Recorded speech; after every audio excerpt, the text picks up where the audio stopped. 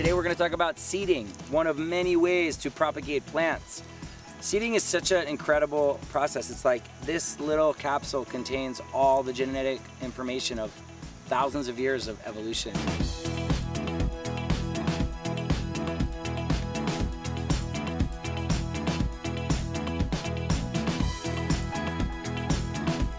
Creating the right space for your plants is crucial. You don't ever want it to get rained on too hard. You never want the sun to hit it too hard. So we use this shade cloth here, and depending on what you're growing, there's different degrees of shade cloth.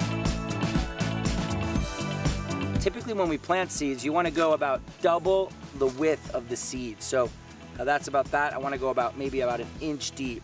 I want to cover it very lightly so it doesn't have to struggle to make it out of the soil.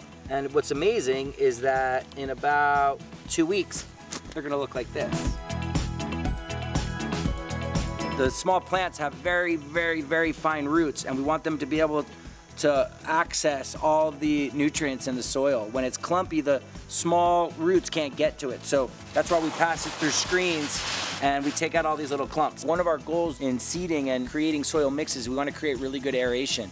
So here in the tropics, they grow rice, tons of it. This is the hulls of the rice, and it's pretty much free. You go to the rice factories with sacks and you can fill up right outside. So we mix this into our soil mixes. You want there to be oxygen in the soil so the roots can move easily.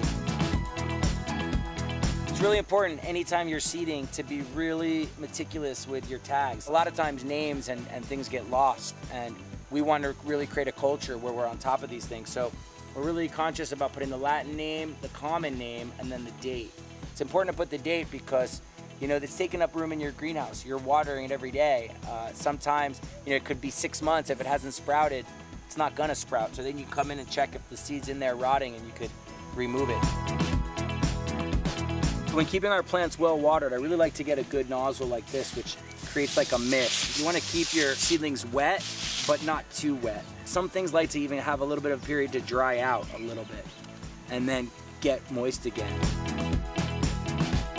Just a week ago, these cacao seeds, yep, cacao, chocolate, these were planted here, and look at them bursting. It's really important to never leave your plants in their pot or their tray for too long. You do want the roots to get to the outside, but you don't want them to get all clumpy and just stressed. You want them to just flow. Now this is perfect, ready for the ground.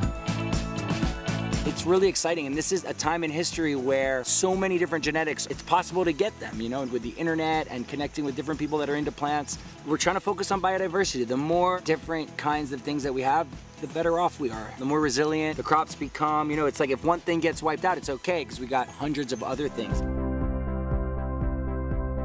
There's so much talk and so much blah, blah, blah about the election and the world situation, and really when one of the most revolutionary things you could do is start growing your own food, and that starts with seeding. And here we are doing it, and here they are being formed. If you want more information about what we're doing, check out the link below.